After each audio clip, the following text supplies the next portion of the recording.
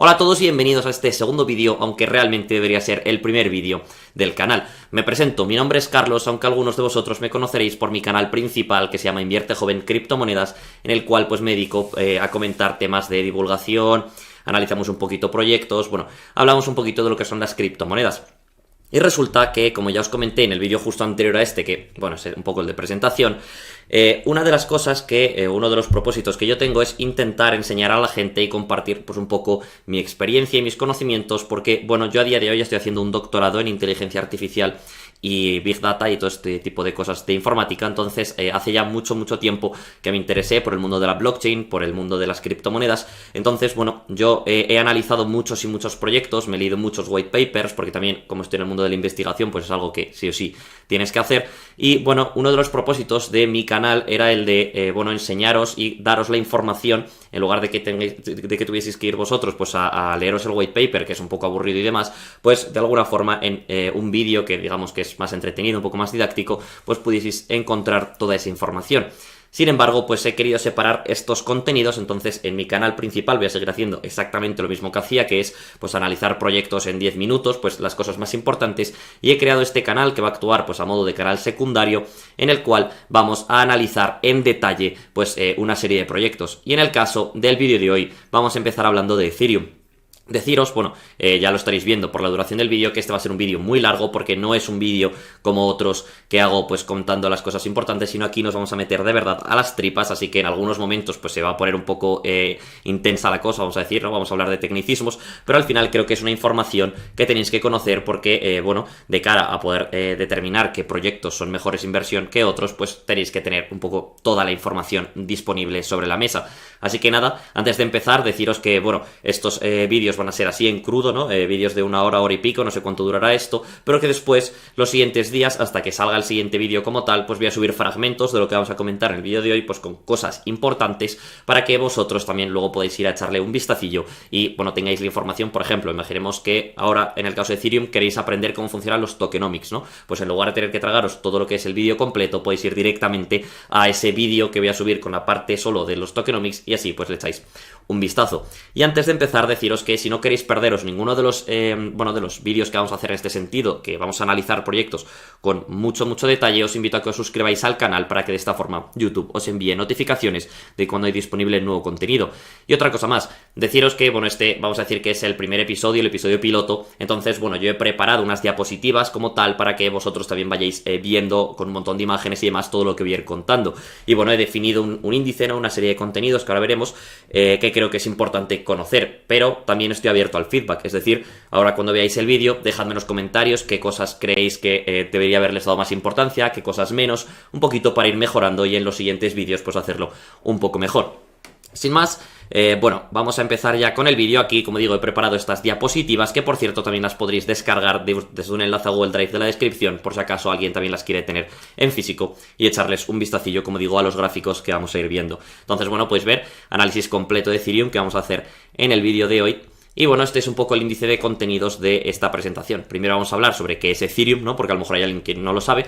Luego, probablemente en el punto más difícil o más denso, vamos a ver cómo funciona realmente Ethereum. Luego comentaremos los problemas de Ethereum, las soluciones de capa 2, ¿no? Las Layer 2 de Ethereum. Vamos a hablar también, importantísimo, de lo que es Ethereum 2.0. Hablaremos también de la utilidad y el ecosistema de Ethereum. Y por último, la otra parte que es un poco más densa, vamos a hablar de los tokenomics o del modelo económico del proyecto de Ethereum, que también es algo que es vital poder conocer antes de invertir en un proyecto blockchain. Así que, bueno, empezamos obviamente por el principio. ¿Qué es Ethereum? Bueno, como vemos ahí, básicamente Ethereum es una cadena de bloques descentralizada y de código abierto que permite la ejecución de smart contracts o de contratos inteligentes. Por cierto, a medida que vayamos avanzando con la presentación, vamos a ir bueno, definiendo y entrando en detalle de qué es cada una de estas cosas. O sea, si por ejemplo alguien está viendo esto y no sabe lo que es un smart contract, que no se preocupe porque más adelante vamos a ver lo que es. Pero sí, en definitiva, lo que nos tenemos que quedar es que es una blockchain que permite la ejecución de contratos inteligentes. Porque, por ejemplo, Bitcoin también es una blockchain, pero no permite la ejecución de contratos inteligentes. Bueno, aquí ya en detalle pues os he querido poner esta imagen que está directamente sacada de lo que es la propia página web oficial de Ethereum y bueno, qué mejor que leerlo directamente de la fuente original, ¿no? Básicamente dicen que Ethereum es una tecnología que permite enviar criptomonedas a cualquier persona a cambio de una pequeña comisión. También permite la ejecución de aplicaciones que cualquier persona puede utilizar y que nadie puede quitar. Es decir, una vez que hay una aplicación dentro de Ethereum, ya no puede llegar otra persona, ni siquiera el propio propietario, y quitarla de ahí, ¿no? Ya se queda de por vida dentro de la blockchain y es, o sea, nadie tiene permisos por encima de los demás. Es decir, no es una aplicación de nadie, sino que realmente es un poco de todo el mundo. Y de hecho también quiero quedarme con esta frase que está en negrita, que es muy muy importante porque nos dice que, bueno, es la blockchain programable, ¿no? Como decíamos, Bitcoin no es una blockchain programable, sino que Bitcoin inicialmente es una cadena de bloques que permite el envío de dinero, ¿no? Pues yo cojo y te quiero enviar a ti 3 bitcoins, ¿no? Pues yo te los envío, pero realmente no tiene más utilidad más allá de eso, aunque, bueno, ahora están empezando a salir algunas soluciones de capa 2 como la Lightning Network que van a cambiar esto, pero en principio, inicialmente, Bitcoin como tal no es una blockchain programable, mientras que Ethereum sí. Ethereum, su propósito, además de poder enviar dinero, es el hecho de poder tener una plataforma, ¿no? Como si fuese un sistema operativo dentro del cual poder ejecutar aplicaciones. Bueno, lo siguiente lo podéis echar un vistazo, pero es un poco lo que os he comentado, que tampoco tiene mucho más interés. También, así a modo de introducción, para que os vayáis familiarizando con este tipo de conceptos, deciros que Ethereum también creó un lenguaje de programación propio que se llama Solidity, que, bueno, no está utilizado únicamente por Ethereum, también lo utilizan otras blockchains, pero básicamente es el lenguaje de programación que permite escribir y programar los contratos inteligentes. Y digo que ahora lo utilizan más blockchains porque, como tal, si nosotros echamos un vistazo a la historia de la blockchain, el primer paper, aunque esta es una tecnología que se llama libro mayor distribuido, ¿no? El Distributed Ledger en inglés, el primer paper que habló de la blockchain como tal es el de Bitcoin, ¿no? Allá por 2009. Sin embargo, pues después fueron saliendo algunas alternativas, entre las que se destaca, como dentro de lo que serían las blockchains de segunda generación, se destaca Ethereum, ¿no? Que cogía pues la idea de Bitcoin y quería pues hacerla programable. Pero después de todas estas han llegado otros muchos blockchains más, como por ejemplo Avalanche, como por ejemplo Cardano, Polkadot, bueno, un montón de estas, Phantom, que claro, se han basado un poco en lo que hace Ethereum y han intentado copiarlo y mejorarlo. Y por tanto, muchas de ellas, como mismamente Phantom, que es la última que he dicho, utilizan también Solidity, ¿no? O sea, de hecho, literalmente podemos decir que son copias que, bueno, cogen todo lo que hay e intentan pues cambiar un par de cosas para mejorarlo. Bueno, esta es una imagen muy muy famosa, tapa un poco mi cámara, eso va a pasar en varias partes, pero bueno, disculpad porque es que al final me toque poner en algún sitio, pero bueno, podemos ver cómo Ethereum fue ideada y fundada en 2013 por Vitalik Buterin, que es este señor de aquí, que justo es el que tapa el nombre, este es como tal la gran persona que está detrás de Ethereum. Pero después tenemos un montón de personas por aquí. De hecho, así destacables, este de aquí, Charles Hoskinson, que para los que estéis muy metidos en el mundillo, es también el fundador de Cardano, o Gavin Wood, este de aquí, es el fundador de Polkadot, ¿no? O sea que, bueno, la verdad, todos estos son bastantes cracks y todos han estado también metidos en otros muchos proyectos. Pero bueno, a pesar de que se empezó a construir este proyecto en 2013, realmente como tal fue público el día 30 de julio de 2015. Bueno, por supuesto, a día de hoy realmente este no es un proyecto que sea una empresa que tenga un CEO con unos empleados y demás, sino que realmente lo que hay detrás de Ethereum es una fundación que de hecho está en Suiza, me parece, y que realmente actúa como una ONG, o sea, no busca el rédito económico, sino que se encarga un poco de la coordinación, de hacer pues ciertos eventos y tal, pero realmente Ethereum es una solución o una tecnología de código abierto, es decir, cualquier persona, incluso tú que estás viendo este vídeo, puede desarrollar, o sea, coger el código de Ethereum, hacer un fork, es decir, hacer una copia, hacer una modificación y después someterlo a votación a toda la comunidad. Y si, bueno, hay una mayoría de esa votación, pues tu código, tu implementación va a ser la nueva oficial de Ethereum, ¿no? Es decir, es algo que todo el rato la comunidad pues está implementando cosas, está mejorando, está innovando y, bueno, está en continua evolución. Bueno, aquí una cosa muy importante y es que la criptomoneda de Ethereum no se llama Ethereum, es decir, cuando tú dices te he enviado 3 Ethereum está mal dicho, aunque bueno, tampoco pasa nada por decirlo, pero realmente la criptomoneda, el token ETH se llama Ether, únicamente como veis por aquí. Ethereum realmente es el nombre del proyecto y es la plataforma de aplicaciones descentralizadas, pero no es la criptomoneda. Esto, bueno, es una tontería, pero también, ya que estamos cubriendo todo lo que tenemos que saber sobre Ethereum, pues era importante comentarlo.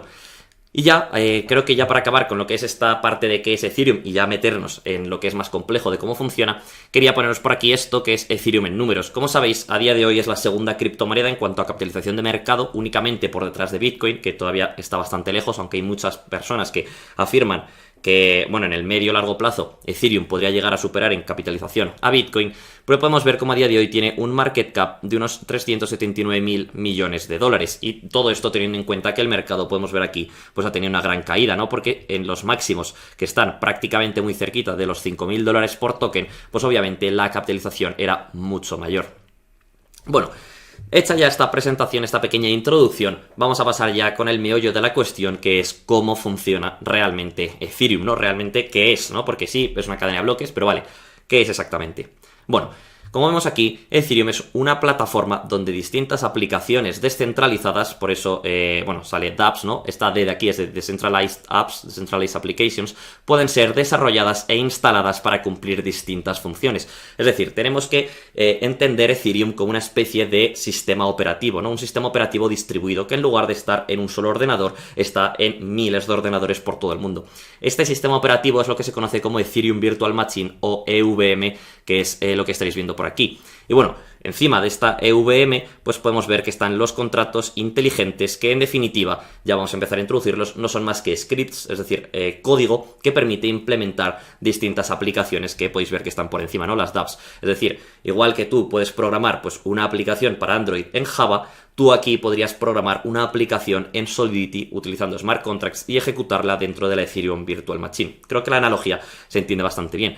Por supuesto, hemos dicho que es un distributed ledger, es decir, es un libro mayor distribuido, y que la EVM no está en un solo ordenador, sino que está en miles de ordenadores distintos. Es por tanto que, debajo de lo que es la Ethereum Virtual Machine, tenemos que ver una amplia red de nodos, ¿no? Que al final pues son miles de ordenadores que todos ejecutan una copia exacta de la Ethereum Virtual Machine. A día de hoy el número de nodos está más o menos en torno a los 3.000, aunque se ha producido una gran caída porque era mucho más grande, principalmente por el anuncio del Ethereum 2.0, que es algo que vamos a comentar mucho más adelante. Bien, centrándonos un poquito más en qué es un contrato inteligente, básicamente es un acuerdo, ¿no?, que hay entre dos partes, pueden ser cualquier persona, ¿no?, como en un acuerdo normal, que la peculiaridad que tiene es que una vez escrito este contrato inteligente y una vez ubicado dentro de la blockchain de Ethereum, aunque esto es algo que pasa con todas las blockchains, pero una vez dentro de la blockchain ya no se puede, a no ser que se haya programado para destruirse, pues si pasa un tiempo, pero si no es así, realmente es un contrato que se queda ahí en standby, y una vez que se cumplen una serie de condiciones que son las que se han puesto en el contrato, se ejecuta automáticamente sin que tú puedas pararlo. Un ejemplo así que se me viene a la cabeza y que es una tontería: digamos que yo te digo a ti que si el precio de Bitcoin llega hasta los 50.000 dólares, estás obligado a comprármelo. Y bueno, a ti te parece bien porque pues quieres comprarlo, tal, escribimos un contrato inteligente y nosotros lo mandamos a la blockchain de Ethereum. Entonces, a través de un oráculo, que básicamente es un programa que se encarga de conectar el mundo real con la blockchain, es decir, en este caso concreto se encargaría de vigilar el precio de Bitcoin, pues una vez que llega a esos 50.000 se lo diría a nuestro contrato inteligente y automáticamente se ejecutaría. Este es un concepto que podéis pensar que es un poco tonto, ¿no? Porque realmente, ¿por qué un contrato? Pero en definitiva lo que permite es hacer líneas de código como tal, lo que serían scripts de código de programación, que luego pueden utilizarse para implementar aplicaciones descentralizadas, ¿no? Por ejemplo, todos conoceréis aquí Binance, que es un exchange, ¿no?, como si fuese un broker, pero que permite intercambiar criptomonedas, ¿no? Pues tú me la vendes, yo te la compro, tal. Esto está centralizado porque realmente no es una blockchain, sino que está ubicado pues en los servidores de Binance, que es una empresa y demás. Sin embargo, también existen los DEX, los exchanges descentralizados, que en aplicaciones o en funcionalidad son iguales que Binance, pero lo que hacen es poner de acuerdo a dos personas, ¿no? Tú tienes un Bitcoin, yo quiero comprar un Bitcoin, pues te lo compro. Y aquí te ahorras el tener que estar Binance de por medio y cobrarte una comisión, es decir, sería más barato. Y para poder hacer todo esto de forma segura y que si yo te pago, tú me des el Bitcoin, no me puedas timar, pues utilizamos el potencial de la blockchain y el potencial de los contratos inteligentes, ¿no? Y aquí es un poco donde está la clave de todo esto. Bien, ¿cómo funciona verdaderamente la Ethereum Virtual Machine? Bueno, es una máquina virtual de Turing. Básicamente, el concepto matemático está detrás de las máquinas de Turing, es muy simple. Digamos que es un ordenador, una máquina que tú le das una serie de reglas, una serie de normas y unas variables de entrada, y sumando todo esto arroja unos resultados.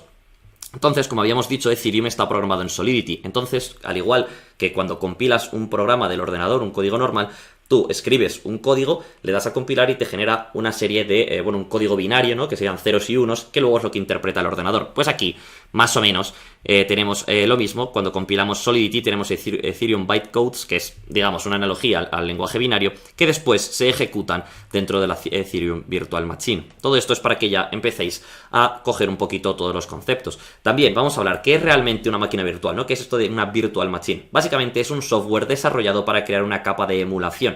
Es decir, es un software que te permite copiar todas y cada una de las funciones de un ordenador, ya sean pues todas las que se te ocurran, desde el almacenamiento, es decir, de los propios discos duros, la ejecución, la entrada y salida, cualquier cosa, ¿no?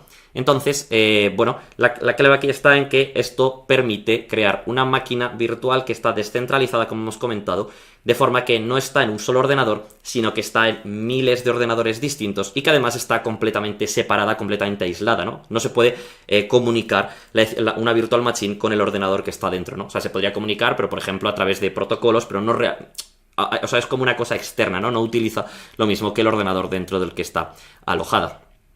Bueno, vamos a seguir hablando de conceptos importantes y el siguiente es el tema del gas. El gas es la gasolina que permite el funcionamiento de toda la red de Ethereum, de toda la Ethereum Virtual Machine. Básicamente el gas lo que hace es medir la cantidad de esfuerzo computacional requerido para ejecutar las operaciones dentro de la red de Ethereum. Hemos dicho que la EVM está en miles de ordenadores por todo el mundo. Pero claro, esos ordenadores, por ejemplo, pueden ser el mío, que yo lo he tenido que pagar, que eso me ha costado un dinero, que yo lo he conectado a internet, también esto me está costando un dinero porque lo tengo que pagar todos los meses, lo he conectado también a la electricidad, que me cuesta también todos los meses. Entonces, ¿qué incentivo voy a tener yo a conectar mi ordenador a Ethereum? Bueno, para ello, yo, como comentaremos más adelante, voy a recibir una serie de comisiones para poder ejecutar, o sea, a cambio de ejecutar cosas, ¿no? Y estas comisiones se llaman gas. Todas las transacciones, como podemos ver, todo lo que se ejecuta dentro de Ethereum se pagan con comisiones de gas. Que bueno, aquí os he puesto un trozo de lo que es la Ethereum Virtual Machine, esto ya es arquitectura pura y dura, con código y demás, pero básicamente podéis ver como todos los accesos a memoria, absolutamente todo, necesitan pagar una comisión. Bueno, para también tengáis un poco de terminología, las tarifas de gas se pagan en Ether, ¿no? En el token de Ethereum, pero los precios habitualmente se muestran en Ways, ¿no? G-Ways, realmente, porque son gigaways. Y aquí podemos ver como un gigaway es 10 elevado a menos 9 Ethereums, ¿no? Básicamente, como las comisiones son tan baratas en comparación a lo que es el precio del token como tal de Ethereum, en vez de decir que has pagado 0,000003 Ethereums, pues dices que has pagado 3 Ways, por ejemplo, ¿no? Que es una forma más fácil de entendernos.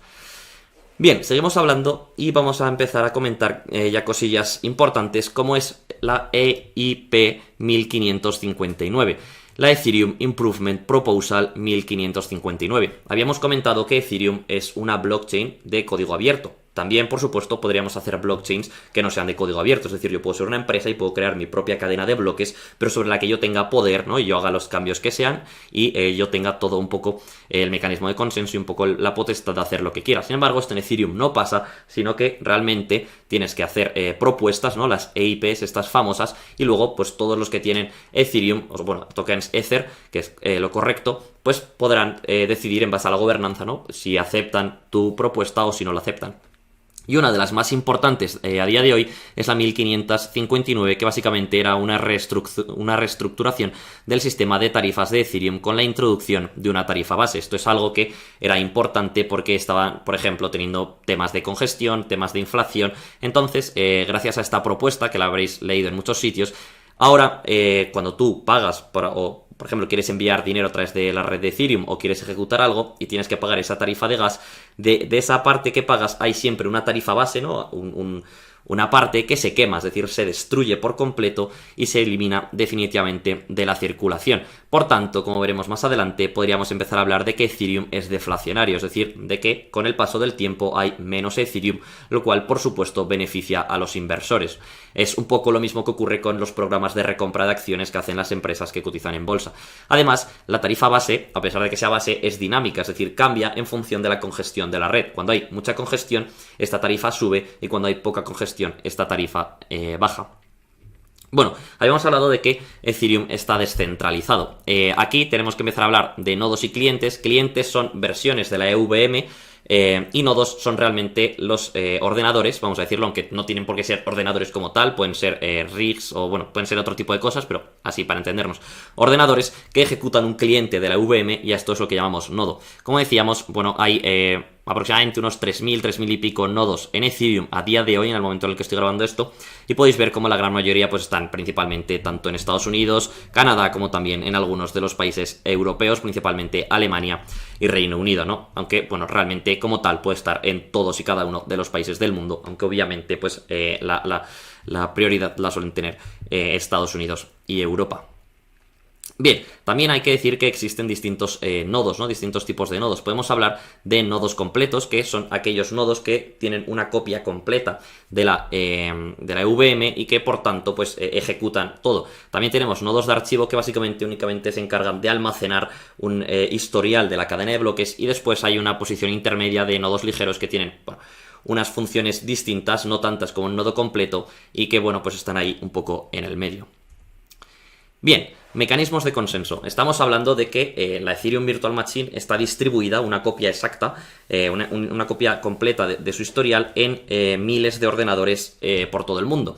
Entonces, aquí la clave está en cómo podemos hacer que todos trabajen de forma distribuida, pero trabajen juntos y permanezcan seguros, ¿no? Es decir, que no haya alguien que venga y hackee un poco el sistema y, por ejemplo, robe todo el dinero que hay en él, o, por ejemplo, si yo te envío a ti una transacción, pues que llegue alguien y la interrumpa y se la quede él, todo este tipo de cosas. Bueno, para garantizar que se necesite al menos hackear un 50% más 1, es decir, ser mayoría absoluta de los nodos de la red, tenemos los mecanismos de consenso, que en el caso de Ethereum, bueno, inicialmente opera con Proof of Work, lo que es la prueba de trabajo, aunque, como veremos más adelante, está empezando a transicionar hacia lo que es el Proof of Stake. Bueno, como digo, el mecanismo de Ethereum es prueba de trabajo, es un protocolo que se llama Ethash, y que básicamente, bueno, consiste en el minado de bloques, en el cual, pues cuando hay una serie de transacciones, todas se agrupan en un bloque, y para ese bloque hay que encontrar lo que se conoce como una función de hash. Una función hash que además no, la forma más óptima de encontrar su solución es mediante fuerza bruta.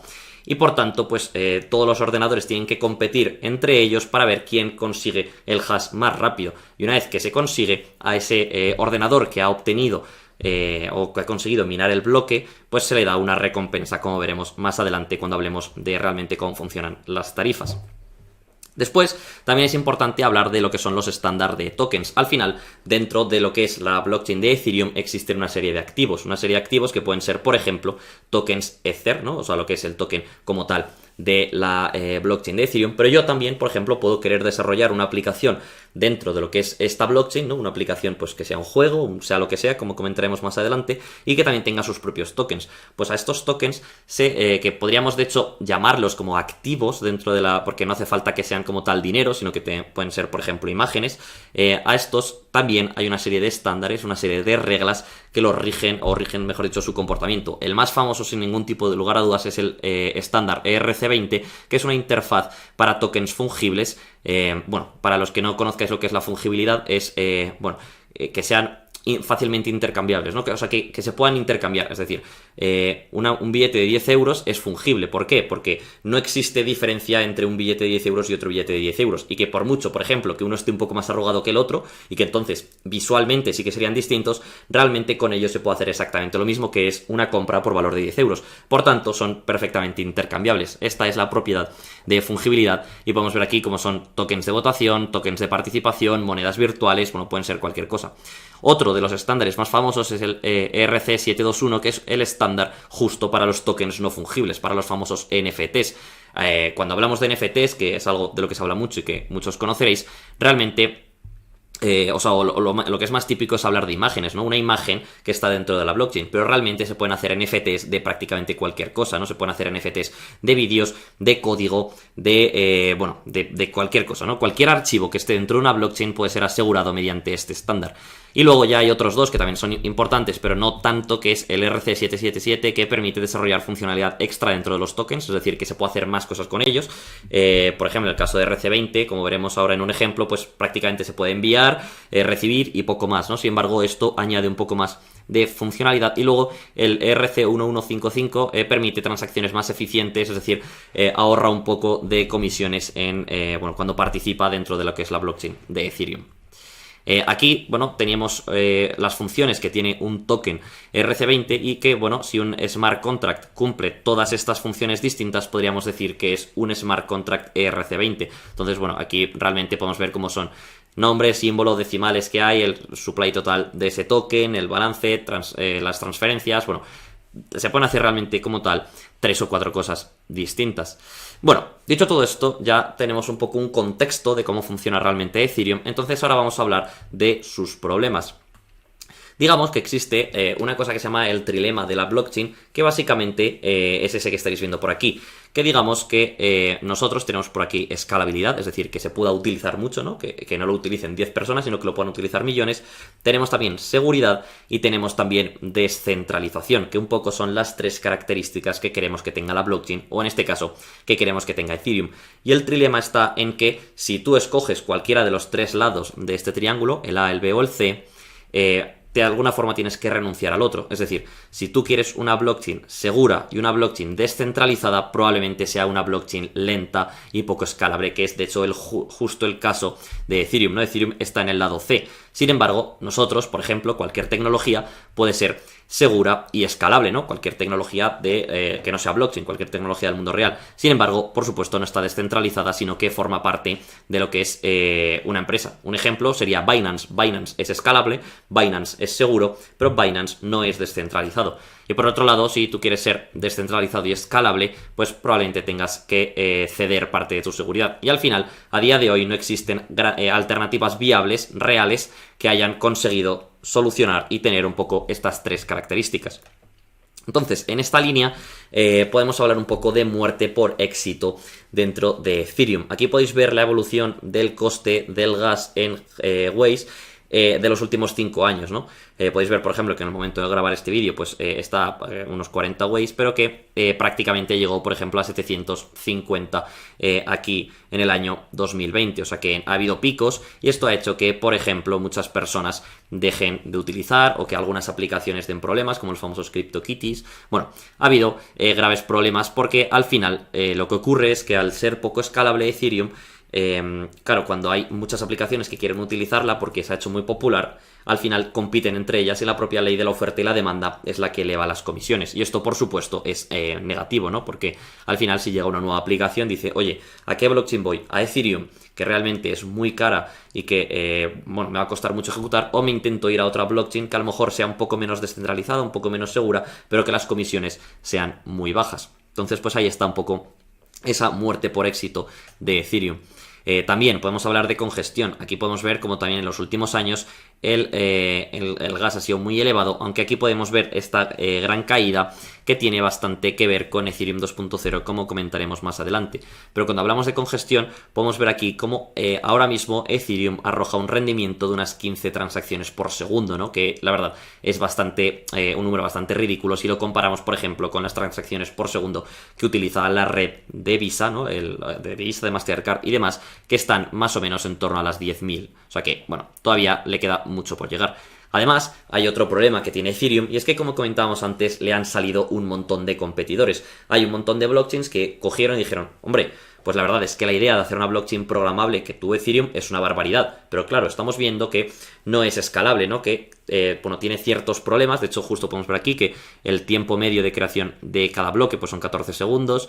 Que el tiempo medio que dura desde que inicias una transacción hasta que la finaliza son 5 minutos. Que el número de transacciones por segundo son 15. Bueno, como que es bastante lenta. Entonces pues han salido todas estas alternativas: Internet Computer, Polkadot, Cardano, Solana, la propia Binance Smart Chain, Cilica, Algorand, Avalanche. Bueno, son muchas que podéis ver cómo en general mejoran todo lo que es Ethereum. Lo único en lo que no lo mejoran es en el número de validadores, que al final es un sinónimo de descentralización. Podemos ver aquí que en el momento en el que está hecha esta imagen, en Ethereum había casi 7.000 nodos distintos, 7.000 validadores. Aunque la realidad es que ahora, como he dicho, son prácticamente la mitad. Pero bueno, son blockchains mucho menos descentralizadas, como por ejemplo la Binance Smart Chain, es que directamente tiene 21 validadores, pero que luego, por ejemplo, ofrece un rendimiento pues que es prácticamente 10 veces superior al de Ethereum. Así que este también es otro de los problemas, otro de los puntos que tiene que intentar solucionar Ethereum. A día de hoy sigue siendo la que más se utiliza con mucha diferencia, sigue teniendo el éxito, pero si se relaja, pues al final otros proyectos pueden llegar a comerle la tostada. Además, tiene otros problemas menores, como os pongo por aquí. El algoritmo del método de consenso de prueba de trabajo es costoso y es poco eficiente computacional y energéticamente hablando, porque al final hay miles de máquinas por todo el mundo que están compitiendo de forma muy fuerte, haciendo fuerza bruta para generar un hash, pero realmente no están haciendo nada útil, ¿no? Únicamente tienen que gastar tanto coste computacional, tanta electricidad y demás, pero para nada, ¿no? Porque una vez que otra máquina ha conseguido el hash del bloque, paran y intentan buscar el hash del siguiente, o sea que realmente no están haciendo nada útil. Además, podemos ver aquí cómo a medida que Ethereum crece, más costoso se vuelve ejecutar tu propio nodo, ya que el historial de transacciones pesa mucho. De hecho, como os pongo por ahí, todo lo que son la cadena de bloques de Ethereum pesa varios terabytes y al final tienes que tener pues una máquina con tarjetas gráficas y que bueno, son buenas haciendo hashes, entonces eso cada vez es más caro. Además también tienes que tener discos duros de lectura y escritura rápida, es decir, discos duros de estado sólido para poder mejorar los tiempos, que también son carísimos, y todo esto hace que cada vez menos validadores quieran formar parte de la red, ¿no? Además, como dice aquí, el incremento de los costes hace que menos gente quiera ser minero y por tanto también reduce la descentralización real de la red. Al final, si esto sigue para arriba, cada vez menos mineros habrá y al final pues nos acercaremos un poco al número de validadores que tienen pues blockchains como la de Solana o blockchains como la de Polkadot o algo similar. Bien, aquí existen, para todos estos problemas que os he comentado, existen dos soluciones distintas. La primera de ellas es, lo que se conoce como las capas 2 de Ethereum.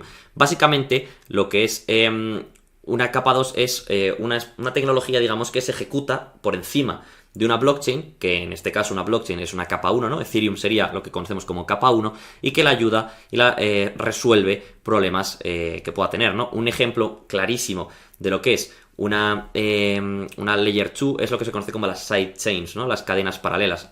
Imaginémonos una autopista, imaginemos que Ethereum es una autopista en la cual pues hay dos carriles solo y hay un montón de tráfico. Pues una posible capa 2 sería construir paralela a esa autopista una nueva autopista que también tenga pues 2 o 3 carriles, de forma que parte del tráfico pueda salir de Ethereum, lo que mejore la circulación y vaya a esta capa 2. Creo que, obviamente es más complejo que esto, pero creo que con esto que he comentado pues se entiende bastante bien. Bueno, como digo, son soluciones diseñadas para ayudar a escalar una aplicación gracias a gestionar las transacciones fuera de la Ethereum Mainnet, ¿no?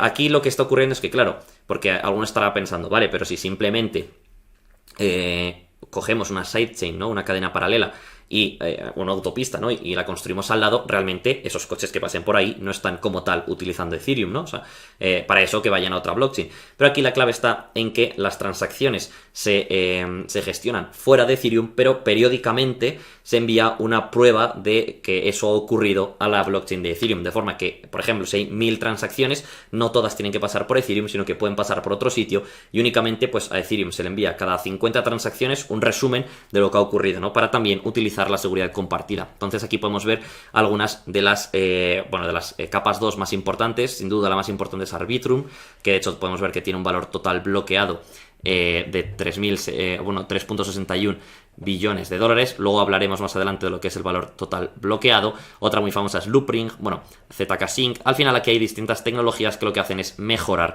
la blockchain de Ethereum.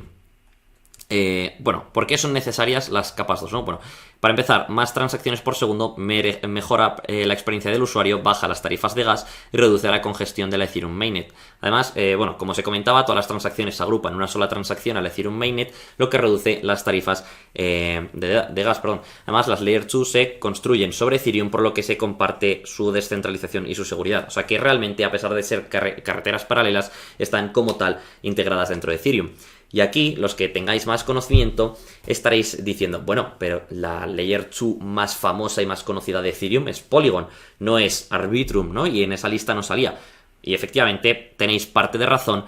De hecho, Polygon es un caso bastante paradigmático porque como tal sí que podríamos hablar de que es una capa 2 porque en la práctica tiene cosas de capa 2, sin embargo tiene una diferencia que según los estándares fijados por la Ethereum Foundation no la consideraríamos una capa 2, y es que como podemos ver ahí no comparte la seguridad de Ethereum, ya que Polygon tiene su propio mecanismo de consenso basado en prueba de participación y tiene su propio sistema de validadores, es decir, los nodos de Polygon no son los nodos de Ethereum, así que oficialmente como tal no es una Layer 2 de Ethereum, aunque en la práctica, ¿no? En el día a día sí que tiene este comportamiento de capa 2, sí que es una sidechain y sí que cada 5 minutos, en concreto en el caso de Polygon, envía un resumen de las transacciones a la Ethereum Mainnet. Y este es especialmente importante porque estamos hablando de que el market cap de Polygon es de 11.000 millones de dólares, es decir, es la número 1, es la primera capa 2, la primera Layer 2 que existe en el ranking de las blockchains, y además no solo es que sea la primera, sino que de hecho, en el momento en el que estoy grabando este vídeo, ocupa la posición, creo que es 15 o 16 en cuanto a capitalización de mercado, es decir, no solo es que Ethereum sea la posición número 2, sino que una sidechain que se ejecuta dentro de Ethereum está en la posición número 16. De hecho, podemos ver que tiene un TVL de 4,22 billones de dólares, que si lo comparamos aquí, podemos ver cómo es bastante superior al de Arbitrum, que salía como el primero, ¿no? O sea que en la práctica, Polygon es la número 1, pero realmente no cumple con las características necesarias para que sea efectivamente como tal una capa 2. Pero ahora ya vamos a hablar de cosas muy, muy, muy importantes, porque sin duda el futuro de Ethereum 2.0, o sea, perdón, de Ethereum pasa por lo que conocemos como Ethereum 2.0. Ethereum 2.0 es la gran actualización de Ethereum. Decíamos que, a día de hoy tiene un rendimiento de unas 15 transacciones por segundo. Bueno, pues el propósito principal de esta actualización es aumentar el rendimiento en cuanto a transacciones dentro de la red hasta más o menos el orden de las 100.000 transacciones por segundo. Esto es un poco lo prometido, no se sabe si van a llegar como tal a 100.000 transacciones por segundo o si se van a quedar, por ejemplo, en 80.000, pero bueno, más o menos la verdad del cambio es bastante significativo. ¿Y cómo van a hacer esto? Bueno, pues dividiendo la carga computacional en distintas cadenas de bloques que se ejecutan de forma paralela, ¿no? Lo que es el parallel computing, que es un concepto informático también muy importante, a través de lo que más en concreto se llama sharding, que en español es una traducción de fragmentación, ¿no? Los shards, que son los fragmentos, comparten un mecanismo de consenso común que está basado en la prueba de participación, es decir, ya aquí hemos pasado de la prueba de trabajo que teníamos antes a la prueba de participación y, como digo, se ejecutan de forma paralela, que esto vamos a comentar ahora. De hecho, esta actualización está dividida en 3 fases. La primera fase, que tuvo lugar el 1 de diciembre de 2020, es lo que se conoce como la Beacon Chain. Esta Beacon Chain es una blockchain que, como digo, utiliza una prueba de participación que es la encargada del consenso y de la coordinación central. De hecho, podéis ver aquí en rojo que realmente todas las shard chains, ¿no? Todos los fragmentos, que de hecho, aunque aquí pone 100, esto está mal, o sea, realmente solo va a haber 64 shards, al menos en principio. Entonces, estos 64 cadenas de bloques que se ejecutan de forma paralela, o sea, cada uno va a su rollo. Después, cada X tiempo, existe un mecanismo de consenso y de coordinación del cual se encarga la Beacon Chain. La siguiente fase es The Merge, que probablemente sea la fase crítica y la más importante de todo esto. Inicialmente, aunque la han retrasado varias veces, pero en principio está programada para el tercer trimestre de este mismo año. Y básicamente aquí lo que hará es juntar la Beacon Chain con la red actual de Ethereum, pasando desde un Proof of Work a un Proof of Stake. Como podéis ver aquí, literalmente, a día de hoy, la Ethereum Virtual Machine se sigue ejecutando, ¿no? Lo que podríamos llamar Ethereum 1.0, aunque está mal dicho. Y de forma paralela también existe la Beacon Chain. Entonces, va a haber un día que las van a juntar de golpe y van a dejar de tener caminos separados, sino que van a tener su propio camino, creando la Executable Beacon Chain, que es esto que estaréis viendo por aquí, ¿no? Entonces, obviamente, esto es crítico porque vas a pasar desde una blockchain a tener una blockchain completamente distinta, pero que tiene que seguir el recorrido de la que ya tenías. Entonces, por todo esto, están haciendo todo el rato pruebas. De hecho, a día de hoy ya podrían hacer de merge, porque ya llevan varios meses que han probado 1000 cosas y efectivamente va a funcionar. Pero digamos que están un poco asustados y entonces siguen haciendo pruebas para no liarla, porque eso sí que liarla aquí sería crítico para el futuro de Ethereum. Y la siguiente fase Es lo que se conoce como la Shard Chains, que está programada para 2023, no tenemos una fecha concreta todavía. Entonces esta es lo que permitirá la ejecución de los shards de estas 64 cadenas de bloques distintas, ¿no? Porque esto en Demerge no lo vamos a tener. En Demerge vamos a seguir teniendo únicamente una nueva versión de la EVM, ¿no? Pero vamos a tener únicamente una sola blockchain lineal y no vamos a tener, perdón, lo que es computación paralela. Esto llegará con las shard chains, ¿no? Con las cadenas fragmento, en las cuales la carga computacional se dividirá en 64 shards diferentes, que, bueno, son estos que estaréis viendo por aquí, y como os he contado, pasan por la capa de coordinación, que es la Beacon Chain. Y además, la cadena actual de Ethereum, ¿no? La versión 1.0 de la EVM, será uno de estos shards, es decir, pues yo que sé, el shard 1 será la EVM normal y corriente, y luego tendremos otros 63 shards diferentes que van a tener pues también su propia carga y su propia ejecución. Bien, bueno, deciros también que la Ethereum 2.0 recibe el nombre de Serenity, aunque la verdad se suele conocer como Ethereum 2.0, casi nadie habla de Serenity, y aquí pues podemos ver un pequeño resumen de cómo va a ser, ¿no? Vamos a tener las Virtual Machines como tal, ¿no? La nueva versión de las Ethereum Virtual Machines, que es la capa de ejecución. Estas realmente se ejecutan dentro de las Shard Chains, que es un poco la capa de datos, ¿no? Luego, a su vez, estas shard chains se coordinan en la Beacon Chain, que es la capa de coordinación, y luego podremos hablar de una Main Chain que, bueno, no es POW, aquí está mal, que sería una especie de cadena ancla que realmente de lo que se encarga es un poco de proveer la tecnología de coordinación para la Beacon Chain. O sea, la Beacon Chain se encarga de coordinar, pero el consenso como tal, el Proof of Stake, se ejecutaría dentro de la Main Chain. Bueno, después de hablar de todo esto de Ethereum 2.0, que como digo va a ser algo completamente crítico para la blockchain de Ethereum, vamos a pasar ya a hablar de utilidad real, ¿no? Porque, bueno, hemos comentado nociones interesantes de la tecnología que hay detrás, ¿no? Ya, pues los que hayáis llegado hasta este punto ya conocéis cosas como, por ejemplo, qué es Ethereum 2.0, cómo funciona realmente la ejecución de contratos inteligentes en Ethereum. Bueno, cosas útiles, pero ahora vamos a hablar sobre, oye, es muy interesante esto que me has contado, pero ¿para qué sirve Ethereum? Bueno, pues la verdad es que sirve para bastantes cosas. Bueno, me vais a perdonar porque aquí, bueno, tapa un poco mi pantalla, pero básicamente lo que pone es que, bueno, hay 4 categorías de aplicaciones descentralizadas que ahora vamos a comentar, pero bueno, por nombrarlas: las finanzas, el arte y los coleccionables, perdón, los juegos y la tecnología. Pero bueno, no os preocupéis porque lo tapé, porque realmente ahora vamos a comentaros. Pero antes de eso, ¿qué son las aplicaciones descentralizadas, ¿no? O sea, ¿qué diferencias hay realmente entre una aplicación del ordenador, ¿no? Como por ejemplo YouTube, mismamente, y una aplicación descentralizada? Bueno, pues aquí podéis ver un pequeño resumen de las principales características. Por un lado, no tiene propietarios, es decir, una vez una aplicación descentralizada está instalada en Ethereum, el código de la dApp de la aplicación no se puede eliminar y cualquiera puede usar las características de la aplicación. Incluso aunque el equipo detrás de la aplicación se disolviese, se podría seguir utilizando. Una vez en Ethereum, se queda en Ethereum. Esto es justo lo que os comentaba al principio de este vídeo, que realmente las aplicaciones descentralizadas no tienen propietarios y además tampoco tienen censura. Esto es muy fácil entenderlo en una red social. Una red social que se crea dentro de una dApp, es decir, imaginemos un Twitter descentralizado, nadie te podría... si tú pones un tweet, nadie podría borrar tu tweet o nadie podría expulsarte, no te podrían banear. O sea, realmente nadie sería más que nadie, sino que todo el mundo sería igual. Además, bueno, también tienen pagos integrados utilizando lo que es la propia cadena de Ethereum, o sea que todavía muy seguros. Además, tiene lo que se conoce como el plug and play, es decir que no requiere nada, sino que tú, una vez que desde el primer momento en el que tú ubicas tu aplicación descentralizada en Ethereum, desde el primer momento ya se puede utilizar. No necesitas que, por ejemplo, en el caso de la tienda de aplicaciones de Android, ¿no?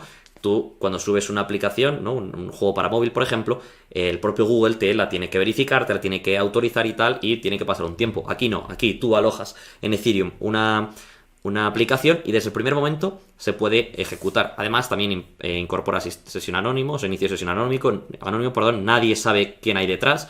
También respaldado por criptografía y los sistemas de cifrado, como por ejemplo el SHA-256, que es el algoritmo de hash que se utiliza.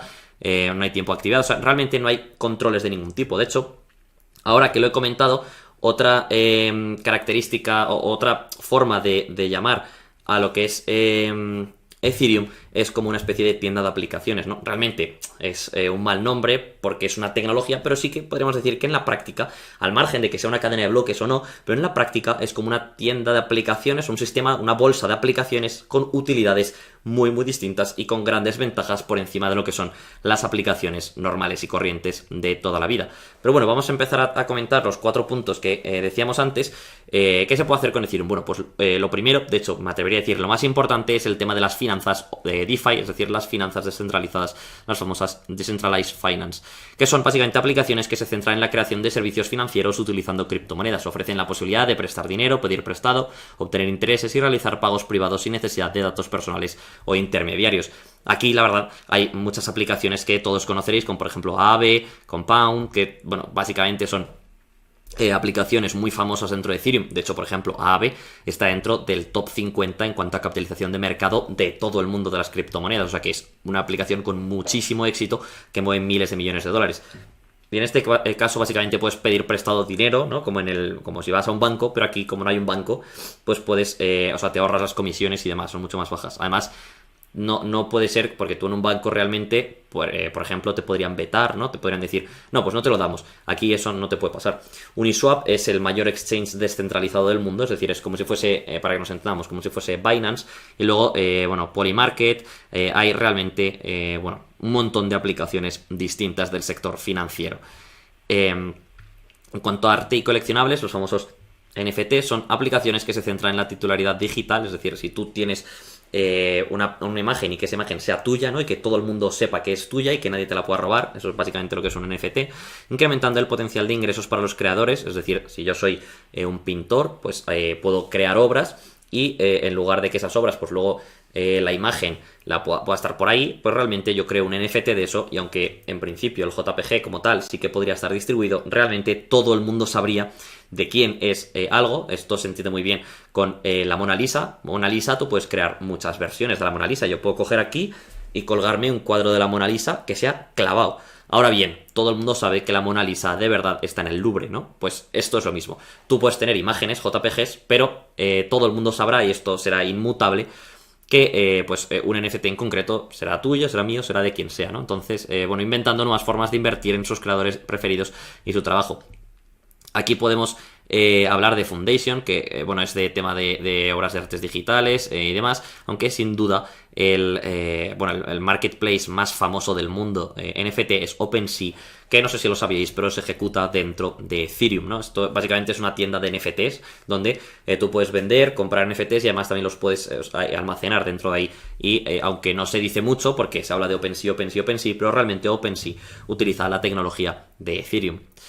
Luego también tenemos juegos, lo que se conoce como Play to Earn, que son aplicaciones que se centran en la creación de mundos virtuales y luchar contra otros jugadores usando coleccionables que tienen valor real. Básicamente son juegos, ¿no? Pero que la característica que tienen es que se diferencian de los juegos tradicionales, que todos estos juegos tienen un sistema de economía. Es decir, por ejemplo, el tema de los Play to Earn, como Axie Infinity, que que estaréis viendo por aquí, que es el más famoso. Digamos que tú con el tiempo que juegas, cuanto más juegues, digamos, más dinero ganas. Y eso es un poco el incentivo. Además, también tenemos metaversos como Decentraland, que sale por aquí, que es otro concepto que está a punto de explotar, el tema de los metaversos. De hecho, la propia Facebook ha cambiado su nombre a Meta para meterse en el mundo de los metaversos. Y a día de hoy existen dos grandes metaversos descentralizados que, bueno, son el 99% del mercado, que son Decentraland y The Sandbox, que The Sandbox no sale aquí, pero ambos están ejecutados sobre lo que es Ethereum. Y por último también tenemos la tecnología descentralizada, que son aplicaciones que se centran en descentralizar las herramientas de los desarrolladores, incorporar sistemas criptoeconómicos a la tecnología existente y crear mercados para el trabajo en desarrollo de código abierto. Aquí podemos hablar del famoso NS, el Ethereum Name Service, que básicamente son direcciones, igual que youtube.com, pues aquí serían, por ejemplo, youtube.eth. Entonces aquí es una dirección de Ethereum que está verificada y se sabe de quién es, y por tanto, pues por ejemplo, entre otras cosas, además de alojar sitios web 3.0, por ejemplo, también se podría hacer que la gente te envíe dinero a esa dirección. Bueno, tiene una serie de características. Además, aquí también tenemos buscadores, Brave y Opera, que incorporan también tecnología en Ethereum. Bueno, hay, la verdad, aplicaciones infinitas y un poco, pues se puede hacer realmente todo lo que se quiera. Además también, bueno, centrándonos un poquito, aquí os he puesto una serie de imágenes porque todo esto que os he comentado, sí, parece como que Ethereum tiene buena pinta y bastantes cosas, pero realmente, ¿qué se puede hacer con Ethereum? ¿No? O sea, dame números de verdad. Bueno, pues vamos a hablar del ecosistema. Bueno, esto es lo que os digo por aquí, sí, dApps, pero ¿cuántas, no? Bueno, podemos ver cómo a día de hoy, prácticamente en abril de 2022, hay a día de hoy unas 4.000 aplicaciones descentralizadas distintas dentro de Ethereum. Y podemos ver también cómo cada mes pues hay unas 60 nuevas más o menos, ¿no? Ha habido picos, obviamente pues ahora al haber tantas ya hay muchas utilidades, entonces la barrera de entrada es mayor, ¿no? Porque ya hay aplicaciones prácticamente para todo, entonces no es fácil tener una idea de algo que no exista y crearla, ¿no? Pero podemos ver cómo, la verdad, cada vez hay más aplicaciones. Además, pongamos datos. Aquí, cuando hablamos de TVL, que os he dicho al principio del vídeo que os iba a decir qué es lo que era, básicamente Total Value Locked es la cantidad de dinero en dólares que hay bloqueado dentro de una blockchain, es decir, lo que vale la blockchain en sí, ¿no? El dinero que hay dentro, pues ya sea en préstamos, ya sea en staking, ya sea en lo que sea. Pues podemos ver cómo Ethereum tiene el 54.37% del total de dinero bloqueado que hay en el mundo. El 54%, bueno, el mundo de la blockchain, el 54% lo tiene Ethereum, y eso, por ponerle una cifra, es 118 billones, es decir, 118.000 millones de dólares. Esto es una auténtica barbaridad de dinero. Además, bueno, por supuesto, es la número uno, ¿no? Podemos ver como ahora hablando de ecosistema de DeFi, ¿no? De finanzas, o sea, porque hemos dicho que había 4.000 aplicaciones descentralizadas, pero aquí solo son aquellas destinadas a las finanzas, que podemos ver como son 470, y podemos ver cómo realmente es la número uno por encima de todas estas, ¿no? Pues, por ejemplo, podemos ver que Terra tiene 30 billones, la Binance Smart Chain tiene 13, Avalanche tiene 11, bueno, como realmente podemos ver que es la número uno con mucha diferencia. Además, podemos ver aquí que más o menos la capitalización de mercado de Ethereum, aprox, es unas 3 veces superior al valor total bloqueado en dólares que hay dentro de su blockchain. Bueno, aquí simplemente podemos ver un poco la evolución que ha tenido en los 2 últimos años. Podemos ver aquí un gran pico en noviembre, que es un poco cuando hizo máximos todo el mercado de las criptomonedas, es decir, cuando hizo máximo Ethereum, Bitcoin, prácticamente todas. Ahora ha caído un poco el mercado y eso ha hecho que se pierda un poco de interés, ¿no? Porque al final la gente está a otras cosas. Pero bueno, podemos ver cómo ha mantenido bastante bien el dinero, y probablemente cuando pues se solucione todos estos problemas de Ucrania y demás, al final el mercado volverá a tirar para arriba y volveremos a ver cómo este número crece. Estoy mirando para allá porque tengo el contador del vídeo para saber pues un poco cuánto tiempo llevamos. Aquí tenemos los 15 principales protocolos DeFi de finanzas que hay dentro de la blockchain de Ethereum. Pues podemos ver que el más famoso es Curve, o sea, el más importante es Curve, que solo él tiene casi 18 billones de dólares. MakerDAO también es famosísimo, la mayor DAO, la mayor organización autónoma descentralizada que hay en el mundo. Convex Finance también es muy famoso, Aave, Uniswap, Compound. Bueno, aquí la verdad hay General Finance, hay proyectos y protocolos muy muy grandes, y únicamente os los pongo ahí para que al final os familiaricéis con los principales protocolos, ¿no? Con las principales aplicaciones de esta blockchain. Bueno, salimos del tema de finanzas y nos metemos en OpenSea, que como hemos dicho es el marketplace de NFTs de Ethereum. Y aquí os he puesto estadísticas de los últimos 30 días, que encima son, bueno, los últimos 30 días no han sido especialmente buenos como tal. De hecho, por ejemplo, el tema de los NFTs ha caído un poquito en los últimos meses. Además, pues con este tema de la hiperinflación, de la crisis en Ucrania y demás, pues tampoco estamos en el mejor momento. O sea, estas cifras han sido mejores hace muy pocos meses. Pero aún así, en el último mes han pasado por el marketplace de OpenSea casi 371.000 usuarios distintos, que han hecho prácticamente 2 millones de transacciones, moviendo un valor en dólares de aproximadamente unos 2.500 millones de dólares, que esto es una auténtica barbaridad. Además podemos ver pues por aquí que diariamente se mueven pues unos 100 y pico millones de dólares. Podemos ver muchos usuarios, y todo esto os lo cuento porque o sea, son números bastante grandes, pero es que aquí estamos hablando de una de las 4.000 aplicaciones que tiene Ethereum, una de las exitosas, pero tampoco es la número uno. O sea que estamos hablando de que Ethereum es una plataforma de aplicaciones con un éxito salvaje y con, bueno, una utilidad real muy muy elevada. Y ya con esto vamos a llegar al último punto de lo que es este vídeo, que vamos a hablar del modelo económico de Ethereum, de los tokenomics. Porque al final, claro, estamos todo el rato hablando de préstamos, de dinero, de no sé qué, de tal, pero esto tiene que funcionar de alguna forma, ¿no? Ether, la moneda de Ethereum, que tiene utilidad, ¿no? Que se utiliza para pagar las comisiones, se utiliza para la gobernanza, tiene que tener un sistema económico detrás. Y es justo de lo que vamos a hablar en esta parte. Bueno, lo primero que tenemos que entender es que dentro de Ethereum existen tres actores clave. Por un lado, los usuarios, que son las personas o instituciones que poseen tokens Ether como una inversión, es decir, que los tienen pues en su billetera, o de forma activa para utilizarlo en DeFi, NFTs y demás. Es decir, por un lado tenemos la gente que lo tiene guardado porque lo ha comprado a un precio y lo quiere vender a un precio mayor, es decir, lo tiene invertido, o luego tenemos gente que ha comprado tokens Ether para después utilizarlos para pagar comisiones, para hacer lo que sea, ¿no? Porque hemos dicho que Ether no es solo dinero, sino que también tiene una utilidad. Luego tenemos los mineros, que básicamente son personas o instituciones que se dedican a asegurar la blockchain y obtienen una recompensa como retorno, es decir, obviamente lo que comentamos antes, yo pongo mi máquina dentro de, o sea, pongo la Ethereum Virtual Machine dentro de mi máquina, pero quiero obtener una recompensa, ¿no? Y después tenemos los participantes, lo que se conoce como los stakers, que básicamente son usuarios que cogen sus tokens Ether y los stackean para ganar comisiones y asegurar el futuro, o sea, el sistema de la red con POS. Es decir, aquí realmente estamos hablando de que hay usuarios y luego en Ethereum a día de hoy los que se encargan de asegurar la red son los mineros, pero hemos dicho que ya existe una Beacon Chain que se va a juntar con la EVM normal. Y estos son los participantes, ¿no? De alguna forma conviven dos modelos y por tanto los tokenomics son un poco complejos.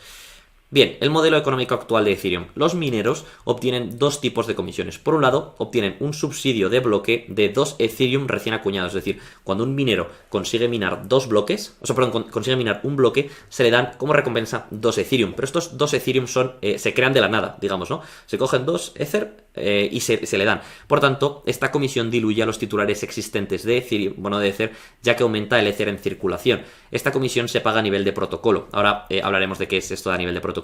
Pero quiero que se entienda esto porque es importante. Es decir, de la nada se crea dinero, ¿no? Hay 2 Ether por bloque que aparecen así porque sí. Y después también existen lo que se conoce como las tarifas de prioridad, que los usuarios pagan de forma opcional, una propina, para que los mineros validen su transacción antes. Es decir, al final hemos dicho que ha habido una muerte por éxito en Ethereum, aunque el término muerte está mal utilizado ahí porque realmente se sigue utilizando. Pero básicamente, al ser una blockchain muy congestionada, imaginemos que yo quiero enviar un dinero a través de Ethereum y quiero que se envíe ya. Pues lo que haré es pago esta tarifa de prioridad y la pago más elevada que la media para que al final los mineros se fijen en mi transacción porque digan, hombre, este paga más y validen la mía antes, ¿no? Y bueno, como vemos aquí, los usuarios pagan dos tipos de comisiones distintas. Una tarifa base dinámica, que es la que comentábamos antes, que cambia según la congestión de la red. Esta tarifa base se quema, lo que reduce el suministro total de Ethereum. Es decir, antes decíamos que hay 2 Ether que se crean de la nada por cada bloque, y aquí también podemos decir que por cada transacción que se paga hay una parte que se elimina. Y luego, como comentamos, pues también hay una tarifa de prioridad que es completamente opcional y que va directamente a los mineros. Entonces, aquí pues hay un sistema, ¿no? De comisiones que funciona de la siguiente forma.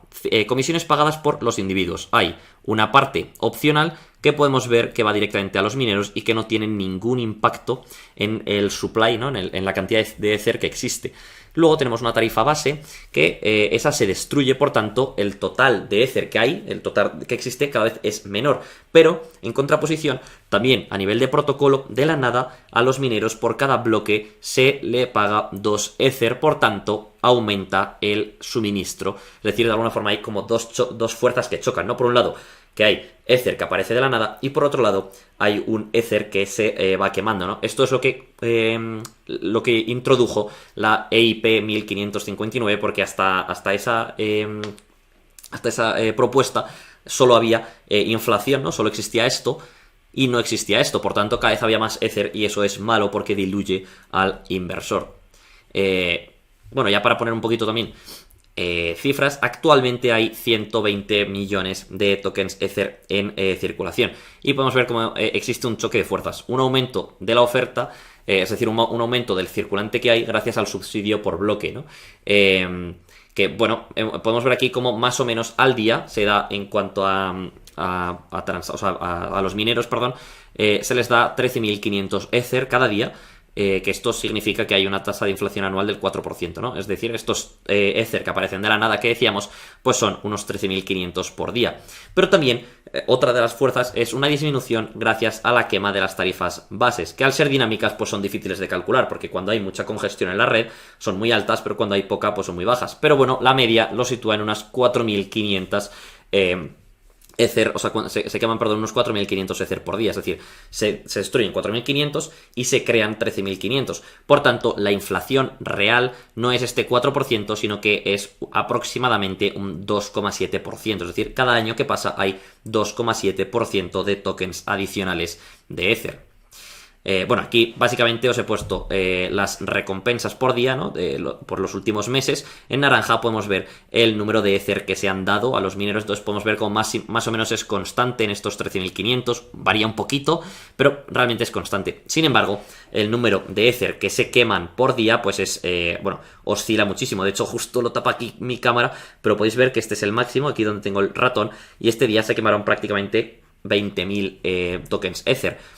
Lo cual da lugar a esto que es a donde quería llegar. Y es que hay que destacar que ha tenido periodos deflacionarios gracias a su enorme utilidad. Es decir, días en los que Ethereum se ha utilizado tanto, que se han pagado tantas tarifas base y tan altas, que al final el número de tokens que se han destruido son más de los que se han creado de la nada. Y esto es justo lo que vemos por aquí, ¿no? Este día literalmente desaparecieron tokens Ether. Así que esto significa que Ethereum, cuando tenga mucho éxito, mucho más del que tiene, puede ser deflacionario, que esto es, bueno, ideal, ¿no? Porque al final nosotros, según la ley de la oferta y la demanda, cuanto menos unidades de algo muy valioso existan, el precio pues aumentará, ¿no? Y esto pues es, como digo, para los que somos inversores, una gozada.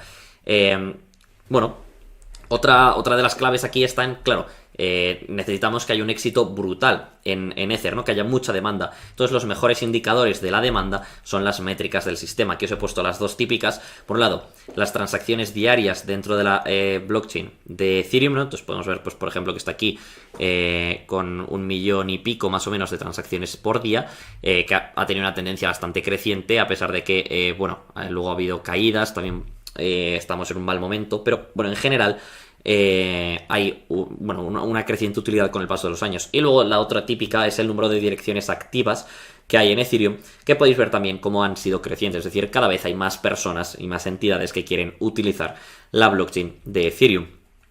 Pero bueno, hasta ahora hemos hablado del modelo económico actual, ¿no? Del modelo económico que utiliza mineros. Pero tenemos que hablar del futuro modelo económico de Ethereum, el que sería el de Ethereum 2.0, porque esto está al caer. Lo primero que hay que saber es que los validadores, es decir, los que sean los nuevos mineros, necesitan tener 32 Ether para poder crear su propio nodo.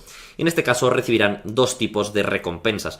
Por un lado, la emisión de nuevos tokens, que es equivalente al subsidio por bloque de los mineros. Es decir, igual que antes se creaban de la nada 2 Ether, pues aquí también se crean un poco de la nada. ¿Qué pasa? Que en este caso no es estático, sino que dependerá de la cantidad de tokens staking que hay en la red. ¿Qué es esto que estaréis viendo por aquí? Aquí podemos ver el número de tokens Ether que hay stackeados, ¿no? Pues por ejemplo, si hay 1 millón, si hay 2 millones, si hay 3 millones, si hay 4 millones, si hay 5 millones, así hasta si hay 100 millones. Aquí podemos ver la rentabilidad que obtendría un validador, y aquí obtenemos, en comparación con el toque, o sea, con la cantidad circulante que hay de tokens Ether, cuántos se emitirían al año. Entonces esto es muy sencillo. ¿Qué ocurre si hay 1 millón de tokens Ether?